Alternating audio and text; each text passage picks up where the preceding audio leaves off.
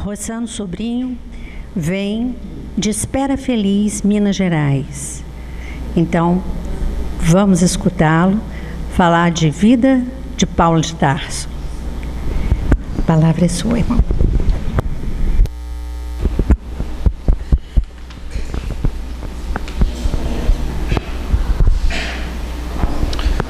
Queridos irmãos, queridas irmãs, nosso fraternal abraço com votos de muita paz. Eu pedi a possibilidade de falar sentado mesmo, porque às vezes a gente dá um teor à palestra pública, né? Aquela oratória. Há momentos para isso e há momentos de maior introspecção, de maior serenidade. Então eu prefiro falar hoje aqui sentadinho, para que a gente possa conversar um pouco. Não há necessidade de ser um monólogo, pode ser um diálogo também, se alguém desejar participar. Nós vamos abordar a vida de Saulo de Tarso, até tornar-se Paulo de Tarso. Quero dizer que é uma alegria retornar à Vitória nesse ciclo de palestras. Começamos ontem as atividades, hoje pela manhã realizamos o seminário A Energia que Cura, de nosso novo trabalho. Amanhã faremos mais 2 palestras, de manhã e à noite, encerrando lá no Irmão Tomé, com uma palestra também do livro que estamos lançando, pela editora Chico Xavier. E o tema de hoje é um tema que move o interesse de muitas pessoas. A vida de Jesus é a história de um anjo que desce dos altos planos espirituais, das esferas luminosas da vida maior, para nos ensinar. Torna-se pequeno para que os pequeninos da terra se fizessem grandes. A vida de Saulo, Paulo de Tarso, é a história de um homem em busca da sua autoiluminação, seguindo Cristo. O Espírito Emmanuel, através de Chico Xavier, fala-nos que Saulo de Tarso, desde muito cedo, procurava a serenidade. Desde muito cedo, na obra monumental Paulo e Estevão, do Espírito Emmanuel, psicografada por Chico Xavier, nós tomamos contato com essa realidade do jovem Saulo de Tarso, buscando um sentido existencial, buscando serenidade, buscando equilíbrio. Filho de Isaac, torna-se discípulo de Gamaliel, tinha uma irmã chamada Dalila e se torna um rabino de grande importância no Sinédrio, um homem de uma cultura singular, de um conhecimento acima da média. E Saulo de Tarso, a certa altura de seu trabalho como doutor da lei, toma conhecimento de Jesus. Fica sabendo de Jesus, mas não tem nenhum contato pessoal com o Mestre durante a encarnação de Jesus na Terra. Após a morte de Jesus Cristo, certamente observando que o ideal não morrera com sua morte, Saulo de Tarso decide ir até a Casa do Caminho, onde Pedro e outros apóstolos trabalhavam. Ele fica incomodado com aquele trabalho que aos poucos crescia. Mesmo após a morte de Jesus, estavam lá os primeiros apóstolos trabalhando seriamente. A Casa do Caminho acolhia os miseráveis, os doentes, os pobres, sobre o gerenciamento do apóstolo Pedro. E Saulo decide visitá-la.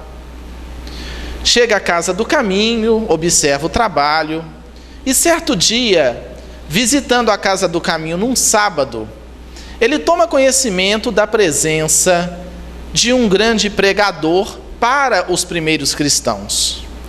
E esse pregador se identificava como Estevão. Ele aguarda o momento, Estevão começa a falar, ele vai ficando impactado pela eloquência, pela fluência da fala de Estevão, e a certa altura Saulo de Tarso, doutor da lei, profundo conhecedor das Escrituras, fica chocado quando ouve de Estevão que Jesus era o Messias anunciado pelos antigos profetas.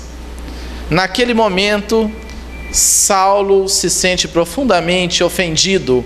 Como podia o Messias prometido, o Messias anunciado por tantos profetas, ser aquele homem simples, filho de um carpinteiro, aquele homem de Nazaré? Não era possível, porque a promessa, o povo de Israel esperava o Messias que colocasse as nações sob o jugo de Israel, que libertasse Israel do tacão romano. Como podia o Messias ser um homem simples que peregrinou pela terra, viveu possivelmente 33 anos, para alguns 36, mas aquele seria o Messias? Então Saulo duela com Estevão dentro dessa temática e sai muito insatisfeito. E ele, acreditando servir ao Deus verdadeiro, elabora uma estratégia para condenar Estevão. Vai até Neemias e propõe uma denúncia contra Estevão. Propõe que Neemias dissesse que Estevão era um feiticeiro, um blasfemo, um caluniador. Vejamos aí Paulo representando a ortodoxia do judaísmo e Estevão sendo visto como um feiticeiro. Curiosamente, isso lembra um pouco o que muitos espíritas viveram ao longo do tempo, né? A igreja romana, a dona da verdade, e os espíritas feiticeiros, macumbeiros, perseguidos, atacados. No interior ainda há casas espíritas, acreditem, que são atacadas. Certa feita, no estado do Rio de Janeiro, fui fazer uma preleção num centro espírita muito modesto e havia sal grosso na calçada. Falei, mas o que é isso? É o povo que joga, Rossano. Naturalmente,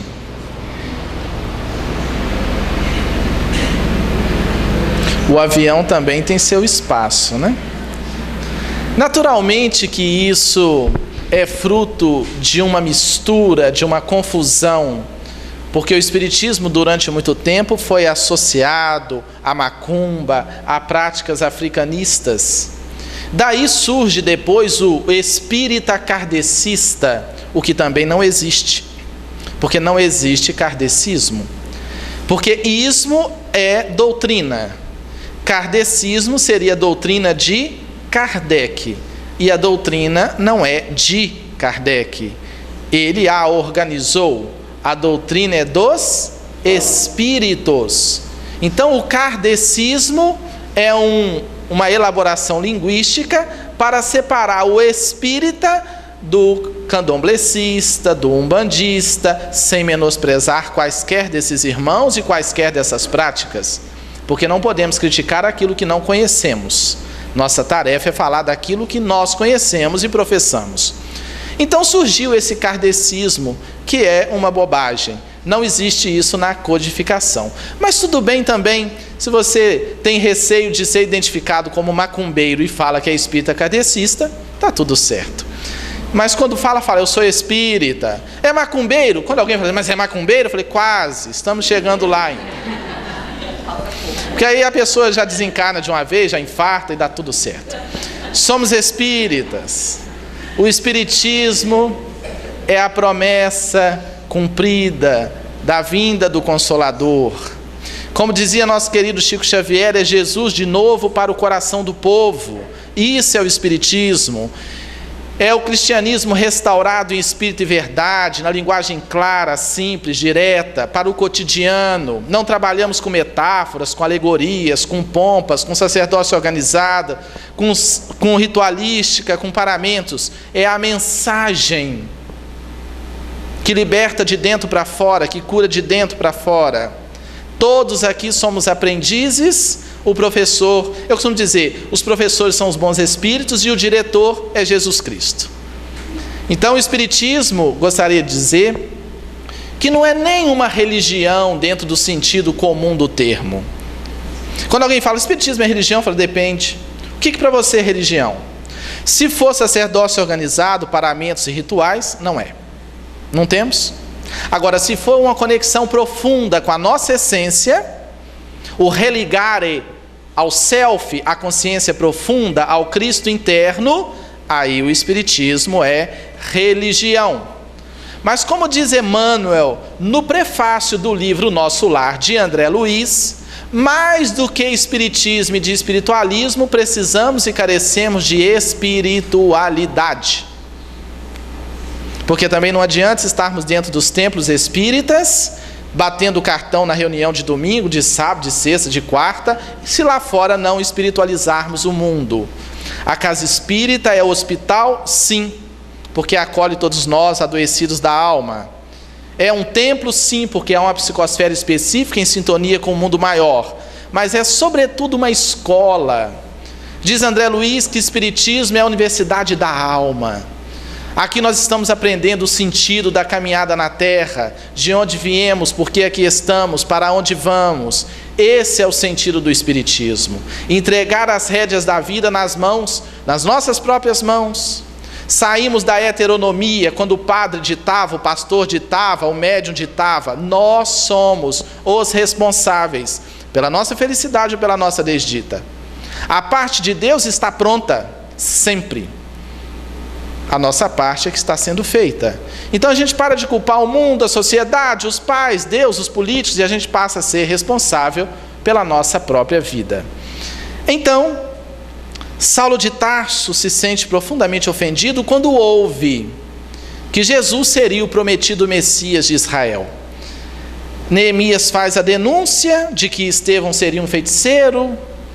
Estevão vai ao Sinédrio, surpreende o Sinédrio com a sua pregação, o que pode ser constatada no livro dos Atos dos Apóstolos, escrito por Lucas, e é condenado ao apedrejamento. O apedrejamento de Estevão é algo muito forte. Estevão é o primeiro mártir do cristianismo, é o primeiro cristão assassinado. E Paulo fica mais surpreso ainda quando se dá conta de que Estevão era, na verdade, Gesiel, que mudara de nome, irmão de sua noiva, Abigail. Ele autorizou a morte do irmão de sua noiva, Abigail. E para acabar com a vida do doutor da lei tarsense, Abigail é convertida ao cristianismo por Ananias, um sapateiro de Emaús. Abigail se converte ao rompimento do relacionamento dos dois, e Saulo, enfurecido, inicia a perseguição aos cristãos. Fica sabendo, através da tortura de um cristão, Saulo não foi fácil, né? Da tortura de um cristão, onde estaria Ananias.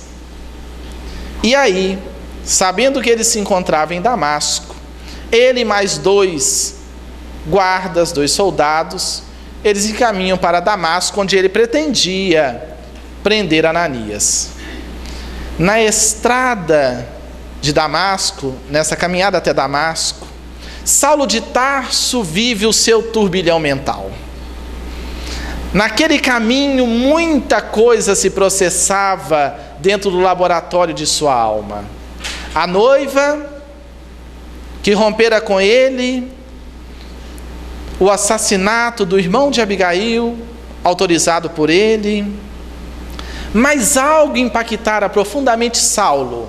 Como disse há pouco, segundo Emmanuel, Saulo era um jovem que buscava serenidade.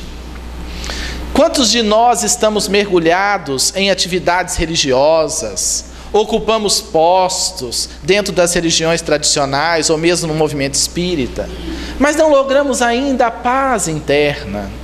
Estamos à mercê de opinião dos outros, qualquer crítica nos melindra, qualquer coisa em casa entornamos o copo, derramamos o copo, estamos agitados. Tem gente que vem à casa espírita Chega em casa, ainda briga com o marido. Você tinha que ter ido, era para você, a palestra de hoje era para você. O marido olha e fala assim: se ela vai e volta de lá assim, agora é que eu não vou mesmo.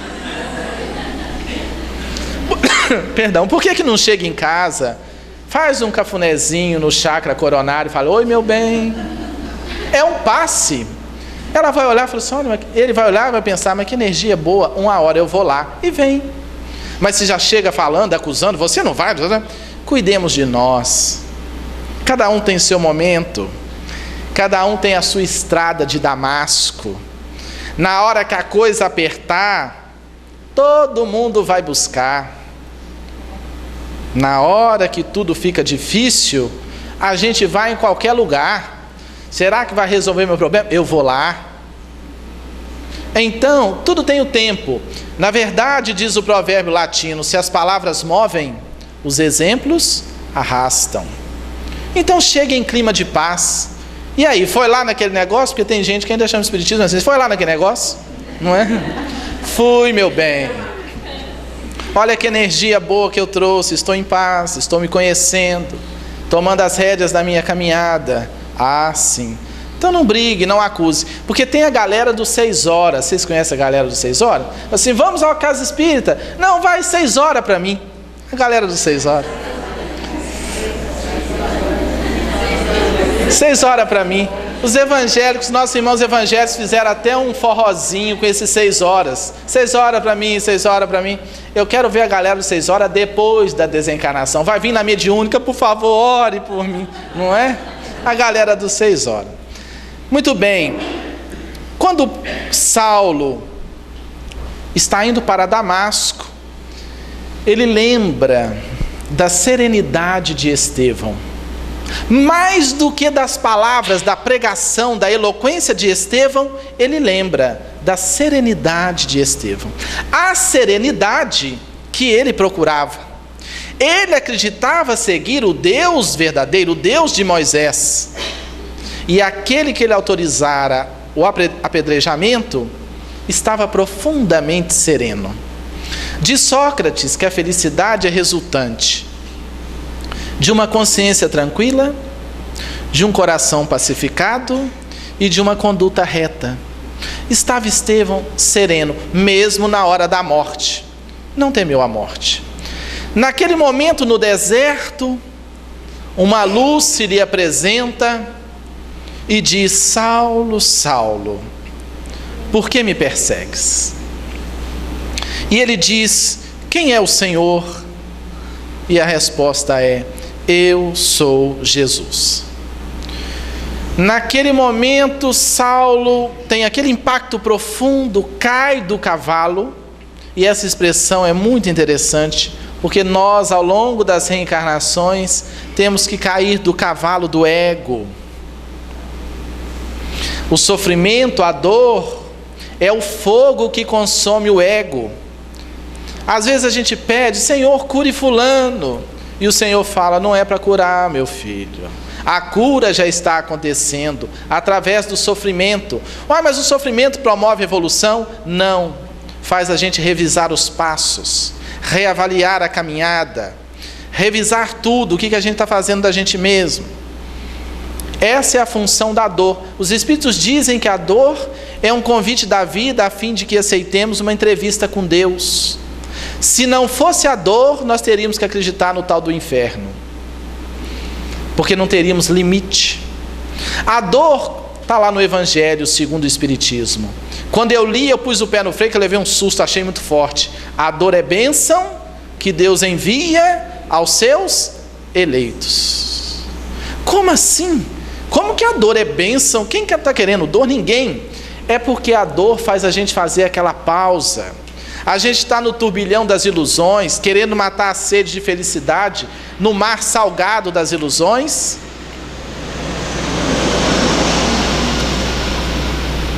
E a gente vai se infelicitando ainda mais. Então a dor chega como uma pedagoga severa, como uma irmã severa, uma professora severa. E a gente tem que parar, porque diante da dor, todo mundo é igual. O rico, o pobre, o feio, o bonito, o culto, o erudito, aquele que não tem nenhuma elaboração intelectual maior, todo mundo diante da dor tem que parar para revisar. E o Espiritismo traz uma grande bênção, a bênção do entendimento. Porque é muito triste saber sofrer sem saber. É muito triste. A pessoa está sofrendo, mas não sabe por quê, sofre duplamente. Certa feita, minha filhinha teve uma febre muito alta, e a febre, levamos a médica, e nada de saber a causa da febre, e levamos uma segunda vez, a médica olhou e falou, agora sim, deu para ver, é garganta. Eu falei, graças a Deus. Por que graças a Deus, professor? Eu falei assim, porque agora nós sabemos a causa, vamos tratar da causa. Agora, quando você está sofrendo e não sabe, o Espiritismo traz as respostas. O hoje é o resultado de ontem, o amanhã, o resultado de hoje. Estamos aqui para reciclar o passado, o subconsciente, recomeçar sempre, porque o passado está vivo dentro de nós, não está lá para trás, está dentro de nós. Então Saulo cai do cavalo, pergunta, Senhor, o que queres que eu faça? Curioso que ele não diz outra coisa, ele não propõe fazer nada, ele pergunta, o que queres que eu faça? Ele quer saber de Jesus o que ele deveria começar a fazer. Porque às vezes nós temos mania de dizer a Jesus, a Deus, a espiritualidade maior, o que nós queremos fazer. A grande questão é, o que queres que eu faça? Na hora da situação difícil, Senhor, o que queres que eu faça? Mas a resposta só virá se a gente conseguir pacificar a mente. Diz Emmanuel que Deus não faz sintonia com o desespero. Na hora que a coisa rocha e aperta, silencie. Não adianta gritar para lá, pular para cá. Não adianta. Silencie o turbilhão mental e ore. Como disse o Cristo, vá para o seu aposento, o mundo interno, e ore em secreto. Diz André Luiz que a mente é como um lago que só reflete o brilho das estrelas se estiver pacificado. Se agitar demais, se perturbar demais, é a hora de silenciar e orar. As respostas virão. Então Saulo faz isso. O que queres que eu faça? E Jesus diz, vá para Damasco e lá saberá. É curioso que algumas religiões cristãs combatem a mediunidade, o contato com os desencarnados, com o espírito. Se não fosse a ressurreição de Jesus, não teria cristianismo. Jesus aparece no mínimo 10 vezes para os apóstolos, após a morte física. E depois ainda aparece para Saulo. E agora vai aparecer para Ananias, porque o Cristo vai lá e diz a Ananias para receber Saulo. Sem falar que ele contatou Moisés e Elias, Jesus, Moisés e Elias no alto de um monte, 2 espíritos. Que Jesus lidava com os espíritos perturbados, sofredores, o tempo todo. Então é muito curioso que o cristianismo hoje diga que isso não existe, né? Que parte da cristandade duvide disso. Você pega Atos dos Apóstolos, é mediunidade o tempo todo. E o Espírito disse a André, vá André, faça tal coisa. E o Espírito disse a Pedro, vá Pedro, pregar. Que Espírito é esse? Ah, é o Espírito Santo. Uai, o que é o Espírito Santo? Porque o Pai todo mundo sabe que é Deus. O Filho todo mundo sabe que é Jesus. E o que é o Espírito Santo? Emmanuel nos esclarece na obra Paulo e Estevão. Ninguém deverá ignorar que Espírito Santo designa a legião de espíritos santificados na luz e no amor, que cooperam com Cristo desde os primeiros tempos da humanidade. O que é o Espírito Santo? Os espíritos superiores, que se comunicam em toda parte, também não é só no movimento espírita. Vá lá na carismática, vá lá no movimento protestante, os espíritos estão lá trabalhando, inspirando os médiuns de lá. Na Umbanda, claro, onde tem gente querendo trabalhar no bem, eles vão trabalhar. Agora, coisa errada há em todos os núcleos também. E os espíritos não estão a serviço de rótulos. Com o tempo, todos os ismos vão cair. Catolicismo, espiritismo, nomes. O que importa é a essência, a mensagem, a verdade que liberta. O movimento espírita ainda traz um pouco de igrejismo, dos ismos, de rótulo. Uma vez um médico cético foi até Chico Xavier e falou: Chico, me faça crer em Deus, já que você tem contato com os espíritos, não sei o quê. O Chico falou assim: não é necessário, doutor. Mas como é que não é necessário? Falou assim: os espíritos nobres nos informam que necessário, o principal não é crer em Deus, é viver de tal forma que Deus possa crer em nós. Isso sim.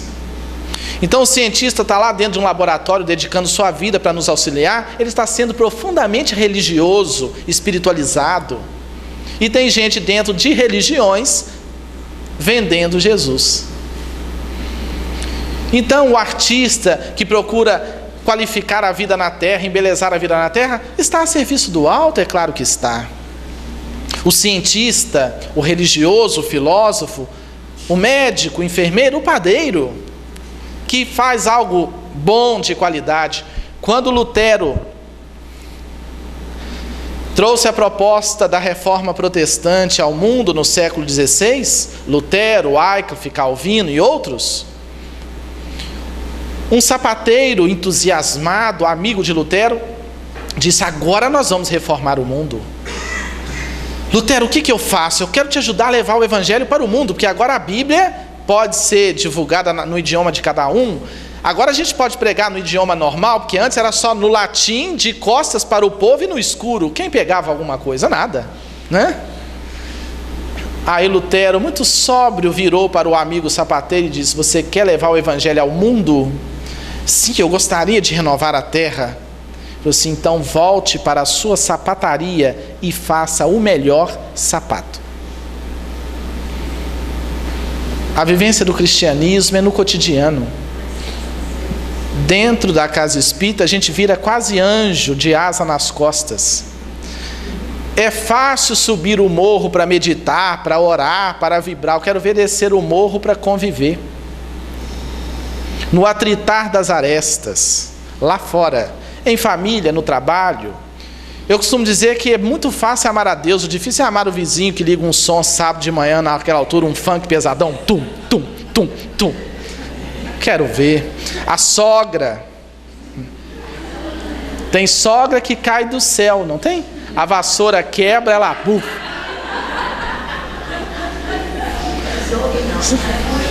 Sogro não, né? Não tem sogro bruxo não, né? Então Saulo cai do cavalo e curiosamente fica cego.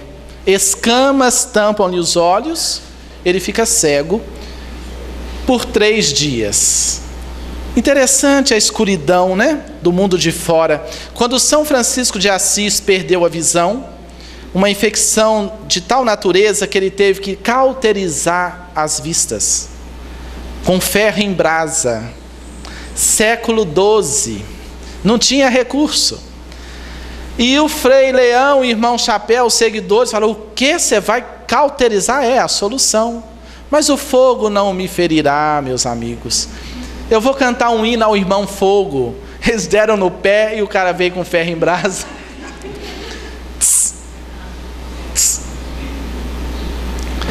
E aí indagaram: mas Francisco, você que chama o sol de irmão, a lua de irmã. Tem até um filme lindíssimo, né? Irmão Sol, Irmã Lua, né? Belíssimo. E agora perdeu a visão. Ele disse: perdi a visão do mundo de fora, mas estou ampliando a visão do reino de Deus que está dentro de nós. Porque há muita gente que vê tudo e não enxerga nada, não sente nada. Olha uma flor e um poste, a mesma coisa. Não tem um pingo de sensibilidade com nada, porque está encarcerado no ego, no turbilhão mental, na agitação. Não sabe conversar, namorar a esposa, namorar o esposo, bater um papo sobre coisas elevadas. Eu estava no hotel há pouco, fui tomar um cafezinho, e havia um grupo de irmãos, num momento festivo, na piscina, bebendo cerveja e tal. E eu me detive alguns minutos, estava conversando com o Pedro, que sempre dirige para a gente aqui no Espírito Santo. Eu fiquei observando um pouquinho o movimento. E os minutos que eu fiquei, só um assunto: futebol. Futebol, futebol, futebol, futebol, futebol, futebol, futebol. E eles estavam um pouco levemente alcoolizados, né? E um repetia, falava, o outro concordava, o outro discordava, mas tinha um mais bêbado que os outros, concordava com todo mundo. Eu fiquei olhando, falei assim, qual o significado disso, Jesus Cristo? Será que a vida é isso?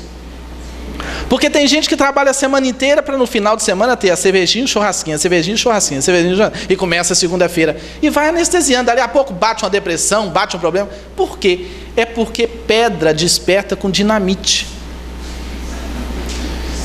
Nós estamos aqui para buscar valores que nos conduzam à plenitude, à felicidade, à harmonia. Saulo fica 3 dias cego para o mundo de fora e vai até Ananias. E Jesus diz a Ananias: acolha-o, porque ele é o vaso por mim escolhido. Ele será aquele que levará a minha mensagem aos gentios, a todos os povos. Ele era um homem preparado, culto, e Jesus vê nele o vaso escolhido. Ananias, quando encontra Saulo, aplica-lhe um passe magnético, as escamas caem dos olhos de Saulo, ele volta a enxergar, e aí ele começa o seu novo caminho. Muda de nome, de Saulo adota o nome Paulo. Em vez de Saulo de Tarso, sua cidade, passa a ser chamado Paulo de Tarso. E ele tinha um orientador espiritual que era Gamaliel.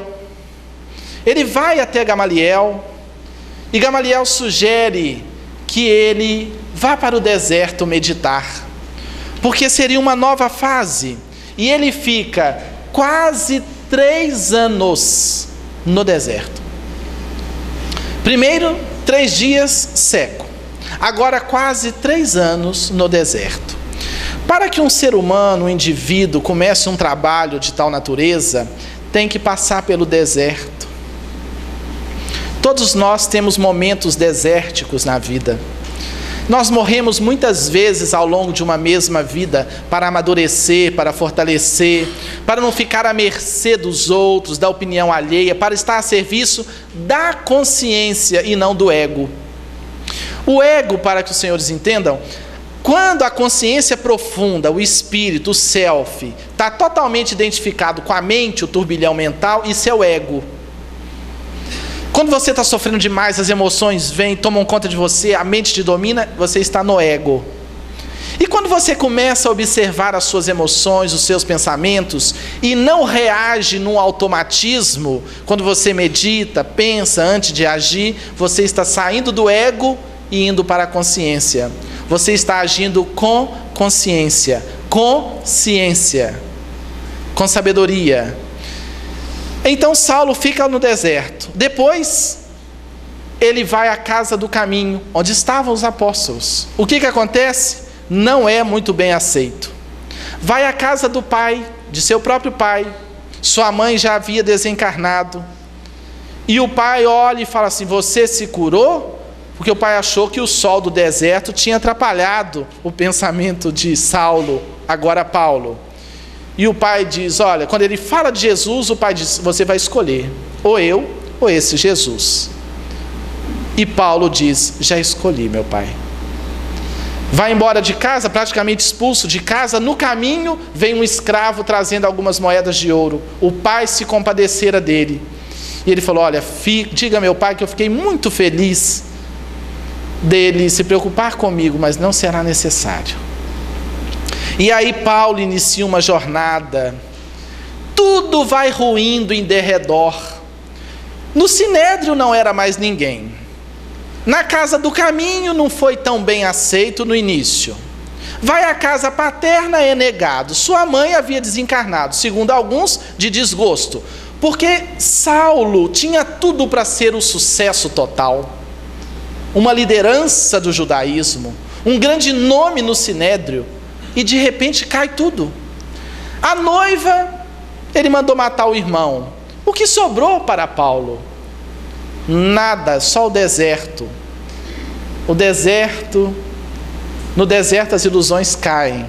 Diz o psicólogo espírita Dr. Adão Nonato, que quando alguém chega ao seu consultório, diz, Dr. Adão, eu vim aqui porque eu estou desiludido da vida. Ele fala: graças a Deus, meu filho. Agora que você já desiludiu, vamos descobrir a vida, porque até agora você estava iludido, não é? Então vou dizer que Paulo agora estava desiludido, sem ilusões. Mas o plano espiritual nos acompanha para e passo. O mundo espiritual superior sabe dos nossos esforços. E relata Emmanuel, conforme está exarado lá na segunda epístola aos Coríntios, o próprio Paulo escreve: conheço um homem que foi levado ao terceiro céu. E Emmanuel explica o que aconteceu. Ele estava falando dele mesmo. Numa noite ele, cansado, se afasta do povo. Nesse tempo ele continua trabalhando como tecelão, se preparando para o ministério. E numa noite ele sai do corpo físico, num processo de desdobramento espiritual, e contata duas entidades luminosas. Ele contata Abigail, já desencarnada, e Estevão, o seu irmão. E aí, diante de Abigail, ele fica profundamente emocionado, um contato no plano espiritual, e ele faz 4 perguntas a Abigail. Paulo de Tarso diz à sua amada: que fazer para adquirir a compreensão perfeita dos desígnios de Deus? Ali, com a alma aturdida, perdendo tudo, mas na verdade se preparando, ele indaga a noiva desencarnada: o que fazer para adquirir a compreensão perfeita dos desígnios de Deus? E Abigail responde: ama. Ama. E ele escreve lá no 1 Coríntios, capítulo 13, na famosa carta de Paulo, Coríntios 13: só o amor conhece o que é verdade. Só o amor conhece o que é verdade. Então, o que fazer para conhecer a compreensão perfeita dos desígnios de Deus? Ama. Ele faz a segunda pergunta: mas como amar? Porque todo mundo sabe que tem que amar, Mas como? Isso passa pela singularidade de cada um. Você não ama um filho de 3 anos como ama um filho de 18 anos.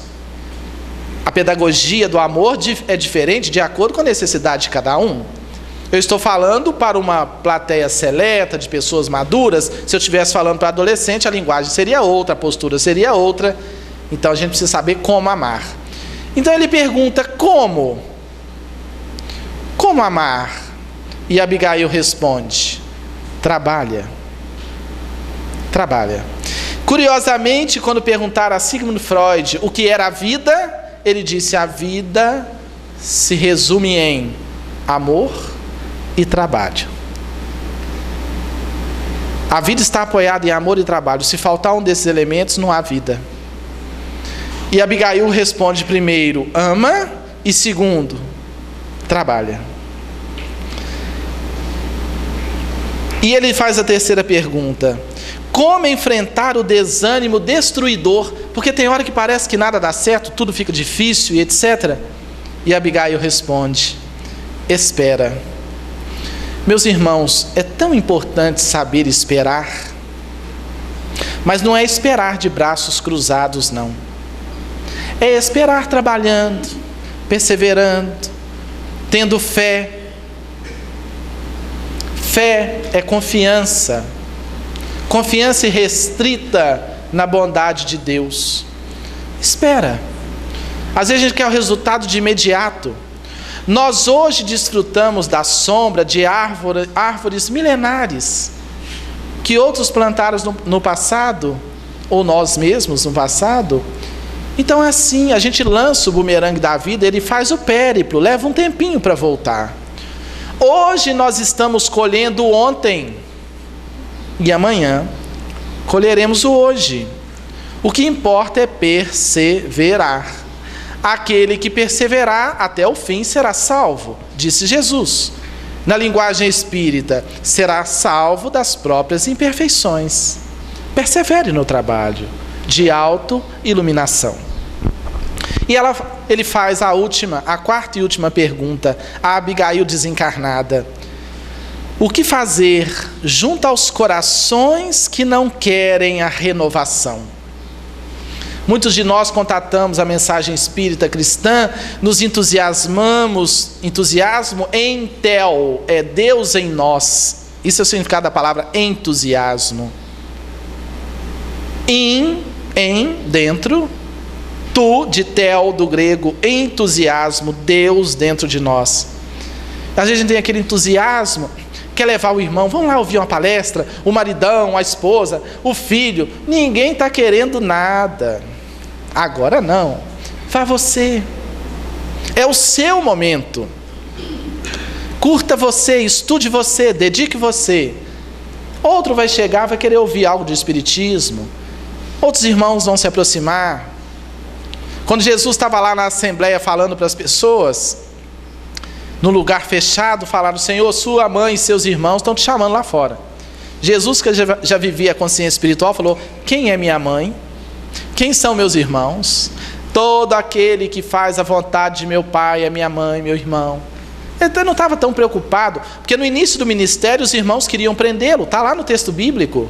Quem leu a Bíblia sabe. Falou assim: ele perdeu o juízo, vão prender. Foram para prender, ele sumiu. Né? Então, Paulo de Tarso indaga o que fazer junto aos corações que não querem a renovação. Certamente ele estava lembrando do pai, de outros próximos, e Abigail finaliza dizendo: perdoa. A palavra perdoar é composta de per, que significa em volta, num todo. Daí a palavra pernoitar, passar toda a noite. Daí a palavra perispírito, em torno do espírito. Perdoar é doar totalmente. Perdoar. Que o Evangelho sugere perdoar 70 vezes, 7 vezes. Uma vez uma senhora foi até Chico e disse: Chico Xavier, eu pelos meus cálculos eu já perdoei meu marido mais do que manda o Evangelho. Eu calculei 70 vezes 7, 490, eu já passei disso. E agora, eu mando embora? E Emmanuel disse: diga a nossa irmã que é para perdoar 70 vezes, 7 vezes, cada ofensa. Porque é uma limpeza interna. Ninguém perdoa assim: eu perdoei. A gente tem que ir limpando, higienizando o mundo íntimo da mágoa. De vez em quando aquilo ressurge, né? Tem gente que fala: eu perdoo, mas não esqueço. Não esquece não, porque esquecer da memória, perdoar é limpar o coração. Quantas pessoas estão num relacionamento, né? No passado um dos dois escorregou alguma coisa, e de vez em quando o passado vem, domina, dá aquela briga. Bobagem. Passado é passado. O que importa não é o que fomos, dizem os espíritos, é o que queremos ser. Isso é que importa. Ah, porque eu fui isso, que eu fui aquilo. Já pensou se Jesus falasse para Maria Madalena de vez em quando: é, minha filha? Não. Hoje dizem que ela já reencarnou várias vezes, e uma delas, segundo alguns espíritos, seria a Madre Teresa de Calcutá, que por amor ao Cristo doou. Já naquela época ela foi cuidar de leprosos, que ela falou que queria trabalhar em nome do Senhor, levar o amor do Cristo, e Jesus falou: calma, você vai poder fazer isso. Assim como aquela mulher adúltera, que não é o mesmo ser. Tem gente que confunde Maria Madalena com a mulher adúltera. São dois seres distintos no Evangelho, tá? Maria de Magdala é uma e aquela mulher adúltera é outra. Maria de Magdala, Maria Madalena, comandava uma casa, né, de prostituição, e aquela mulher era uma senhora casada que caíra em adultério. Aquela senhora, ela depois, em nome do Cristo, montou uma casa para acolher também miseráveis do caminho. E numa noite muito fria, anos depois, um mendigo bateu à porta, sofredor, quase cego. E quando ela foi acolher, o susto. Era o marido, que a entregaram à praça pública para ser apedrejada, que a lei mandava matar a pedrada. E quando ela o vê, ele não a identifica. Só depois ele percebe: a sua voz não me é totalmente estranha. O que é isso? Ela disse: nada. Você está sendo acolhida em nome do Cristo. E não se revela a ele como a esposa por ele expulsa. E o acolhe em nome do Cristo. Isso é perdoar. Então, as diretrizes da iluminação: ama, trabalha, espera, perdoa. Ama, trabalha, espera, perdoa. Paulo junta-se a um grupo na igreja de Antioquia e inicia as suas viagens para levar a boa nova de Jesus aos gentios, aqueles que não eram de Israel. E depois vem a desencarnar, a ser morto num cemitério por um soldado. Lá atrás, na sua luta, consciência, ego, ele diz: o bem que eu quero fazer, esse eu não faço. O mal que eu não quero fazer, esse eu ainda faço. Era o espírito vítima do turbilhão mental do passado, da sua própria mente, totalmente identificado com a consciência, mas começando a lutar, a despertar. E no final do ministério, Paulo consciência, Saulo ego. Paulo assevera: já não sou eu mais quem vive, é o Cristo que vive em mim. Quando Saulo era puro ego, poder, domínio, consciência identificada com a mente, com as emoções, com os interesses menores. Quando Paulo, ele alcança a iluminação, que é a consciência. A visão espiritual da vida, de que os papéis são todos transitórios, que o que vale a pena é arrebanhar no imo da alma aquilo que o ladrão não rouba, a ferrugem não carcome, nem a traça corrói.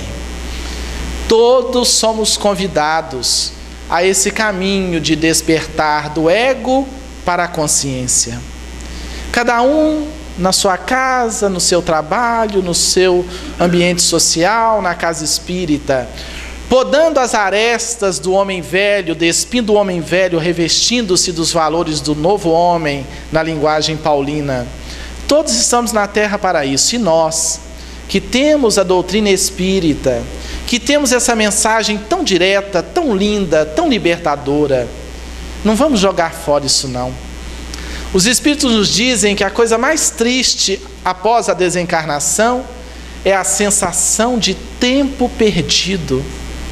A gente poderia ter feito tanto na nossa autoiluminação e a gente perdeu tempo com tantas bobagens. Vamos buscar alimentar a alma, como dizia Paulo: buscai as coisas do alto. Não é distanciar do mundo, não. É viver no mundo sem ser mundano. É ser sal da terra, como propôs Jesus, que dá sabor à vida, que não permite que as coisas entrem em putrefação. Essa é a função do sal.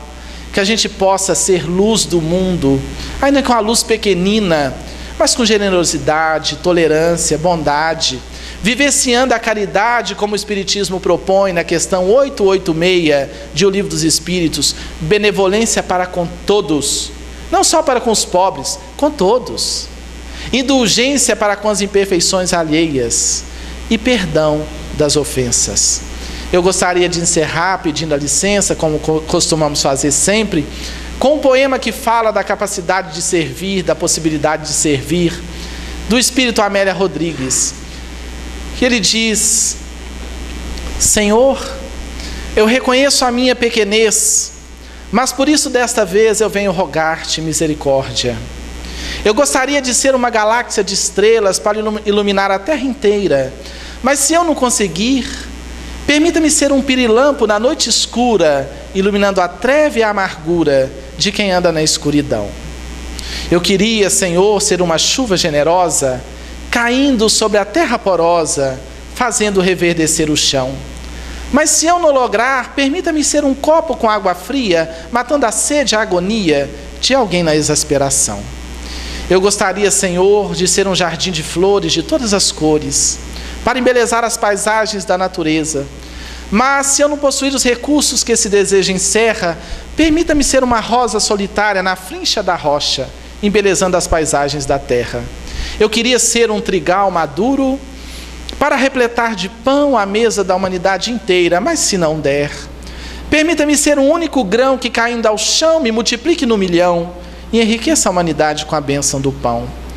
Queria ser uma montanha altaneira, de onde se pudesse avistar a terra inteira, mas se eu não lograr, deixa-me ser pelo menos uma pedra, pavimentando o caminho por onde passa o herói na busca do seu destino e de sua autoiluminação. Eu queria ser uma escada que conduzisse o artista, o esteta ao seu ideal, mas se eu não puder, deixa-me ser pelo menos o primeiro degrau.